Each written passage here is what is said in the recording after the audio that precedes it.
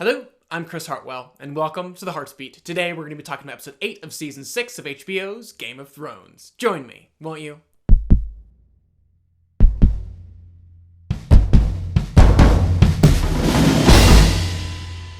So this, in many ways, was the episode where the best laid plans of mice and men, or of mountains and marine, were brought to naught. But before we start dissecting all of those plot lines, let's go ahead and look at one of the few where someone actually got what they wanted. That person being Arya.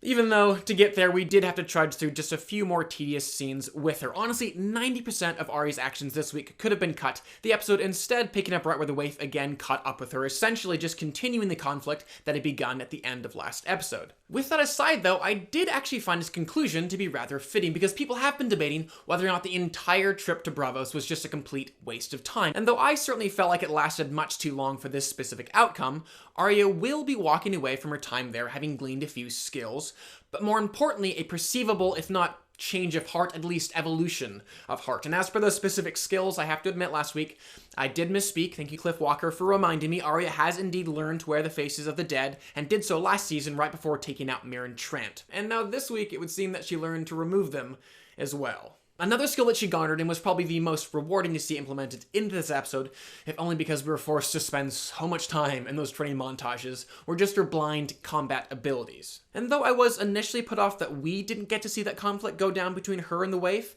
upon reflection, I realized just how counter to her evolution of heart that would have been. And is yet another reason why I don't feel like Arya's actions, by and large this season, have come from some sort of premeditated or calculated conniving. That was where she was at when she saw Mirren Trant, and how she was able to so successfully exact her revenge upon him, and it was also the kind of mindset that she was in when she went to murder Lady Crane, but wasn't the kind of mindset that prompted her not to do so. What I saw there instead was an emotional response pulled out of her when she was brought face to face with the truth that her enemies carried some of the same wounds and therefore anger that she did. And again, this week it was her heart versus her head that brought her back to Lady Crane in search of help. And of course, I'm not saying that Arya has ceased to be this very intelligent, resourceful young woman who, when the waif found her once again, remembered the darkness of her living quarters, introduced back at the end of episode 6, and using the bloodied marks on the wall almost like breadcrumbs, lured her in there. But for me, what the writers and director were really trying to say was, this isn't about Arya plotting and exacting some sort of revenge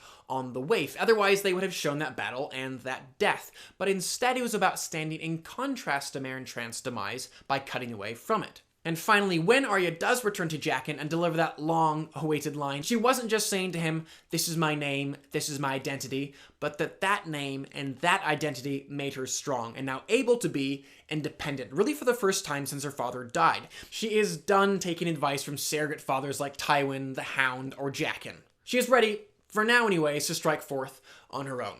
It is interesting, though, just because she declared herself as Arya Stark of Winterfell, that isn't necessarily where she has her sights set. In the conversation with Lady Crane, she did talk about what might be further west than Westeros and her desire to go there. And though I can't imagine that that desire will be fulfilled anytime soon, having just a few pieces of unfinished business to attend to prior to that point, it still is interesting to note just that evolution of heart and this new desire to leave all of this behind. And speaking of changes of heart, it would seem anyways that the Hound took a few more steps away from what he once was, and did so in a decently measured, not wholly contrived way, which is rather impressive considering the last time they'd encountered Beric Dondarrion and Thoros of Myr, the Hound did kill one of them. And part of the reason that I found this new dynamic to be as believable as I did is I felt like the writers were infusing it with just a little bit of reality, because I myself, when I'm in a new environment that's unfamiliar to me, will often gravitate towards that familiar face, even if I didn't know that person all that well back in the day. So say, for instance, I'm walking through a shady part of downtown Los Angeles, New York, Chicago, or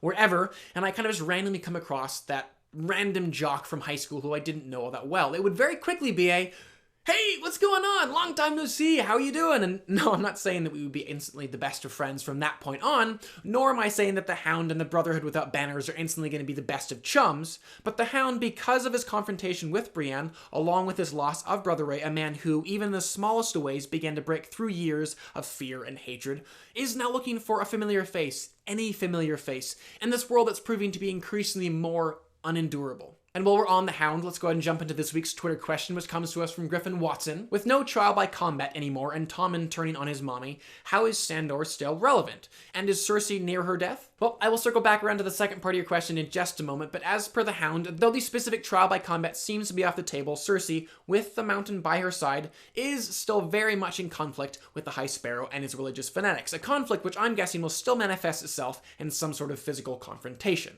While at the same time, the show does seem to be paving the way for the Hound to become more and more allied with a religious group himself, one that, at some point for hopefully not too contrived of a reason, could head to King's Landing and join up with the Sparrows. And along with all this, it is worth noting the lack of verbal command that Cersei had to give to the Mountain in order for him to defend her. It wasn't as if he was some sort of robot that had to be triggered in order to mindlessly carry out a task. No, it felt as if there was a thinking man in there, someone who saw the need to protect his queen and did so. And though it still is a bit of a jump, I would hope that this is just the first indication that Gregor is still inside that zombie mountain in some way, allowing this potential future confrontation between he and his brother to actually carry some legitimate weight. Because man, did the Mountain give the Hound a run for his money this week as far as brutal murder techniques go. A scene which also teed up really well, a nice little arc for Cersei's character. I mean, you just look at her and Qyburn's faces at the end of that confrontation, both so confident in the muscle that Cersei finally flexed, compared to their faces at the end of Tommen's announcement when that muscle, with one blow, was completely paralyzed. Apparently, and still not in a wholly believable way, the High Sparrow's influence is more pervasive than we initially thought, as Tommen made that decree that the religious leader clearly endorsed, if not himself authored. He's divided his enemy, and that's what's allowing him to win, which quite ironically is exactly what Jaime did up at River Run, because after coming up against the High Sparrow and the Blackfish, people who were so different to him, possessing such incompatible pressure points, Jaime finally found in Edmure someone who could be threatened in a way that he knew how to exploit. He'd seen the kind of fierce devotion that Edmure's sister Catelyn had for her children, and rightfully believed that Edmure possessed that too, willing to forfeit all for his family. And though what transpired from there was kind of just a blur of events, including Blackfish's death, which was made all the more ironic considering that Jaime a few scenes prior had stated, the Blackfish is an old man, a good death is all he can hope for. Because they didn't even give him that happening off screen, which for a moment I thought meant, oh, he actually survived and got away somehow. But if you look closely, the person who reports that to Jaime is one of his own men, and why would he lie to his commander? So anyways, apart from that though, the scenes between Edmure and Jaime and Brienne and Jaime were probably my favorite of the episode, just in how they complemented one another, really bringing to light the conflict that's within this Lannister. Because in a way, a lot of Jaime's actions this week were very reminiscent of the old Jaime, one who was kind of driven by this blind devotion to this sister who in so many ways in what she did and what she said really put into question the logic and wisdom behind that devotion. He even went so far as to repeat the same line that he spoke right before pushing Bran out the window back in the pilot episode, "The things we do for love." But the new Jaime was there as well, and actually the only time that the camera pushed in that scene between Edmure and Jaime was when the former asked, "How do you live with yourself?" And even as Jaime quickly shrugged off that question, it was clear that it had struck a chord. And along with that, there was even more conflict on his face in the scene between he and Brienne, which was both beautiful and just painful to see. Not to mention that the way the director blocked the scene, placing that table right between the pair of them, really highlighted the conflict within Jaime's heart and mind that kept him from embracing what Brienne was suggesting. And the way that story concluded was just so telling. Not only did Jaime let Brienne go, but his farewell wave to her was done with his right, non-existent hand, something that he's certainly still ashamed of, but willing to raise to a true friend, one in whom he had confided much, and with whom he still shared a deep connection. Which brings me to a rather brilliant thought that a good friend of mine had at the end of this episode, and kind of answers the second part of your question, Griffin.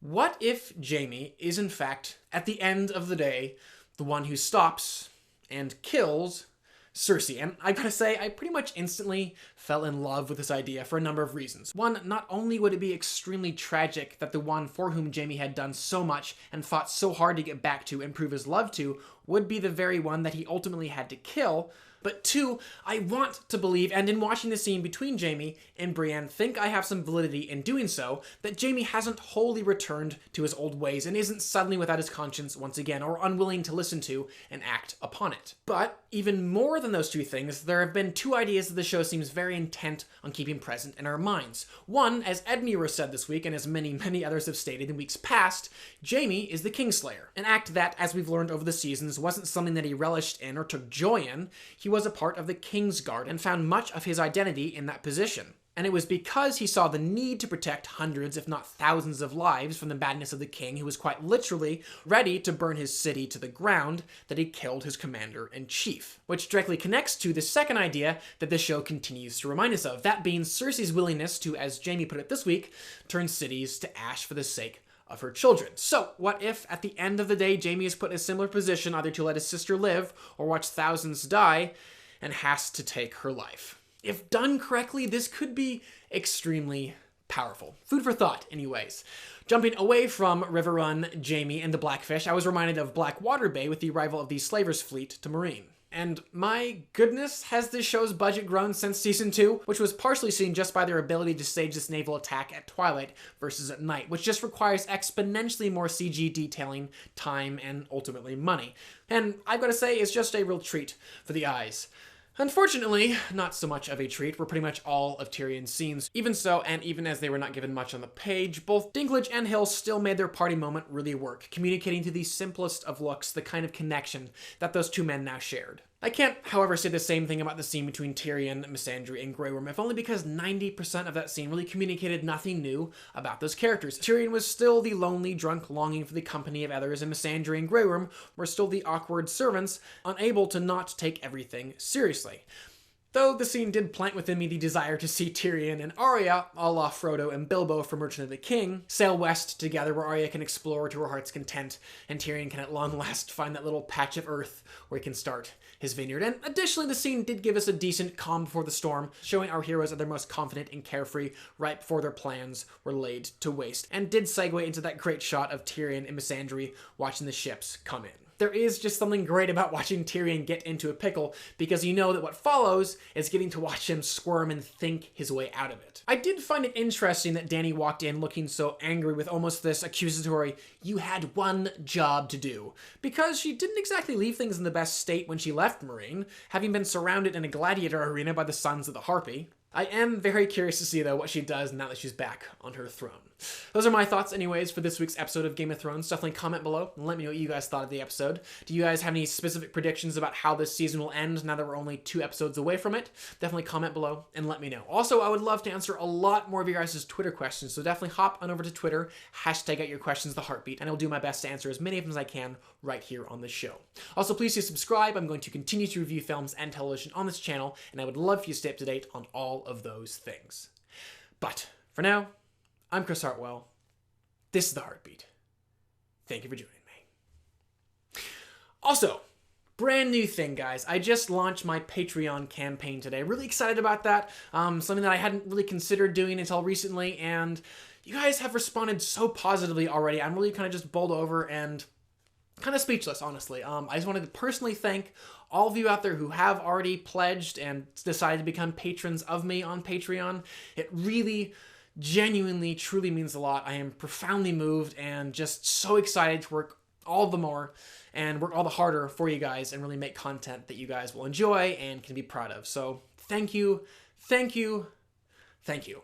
And if anyone else is interested in Patreon or just curious as to what Patreon is, I will leave a link at the end of this video so that you guys can check that out. For reals though, I am done. Thank you so much. Till next time.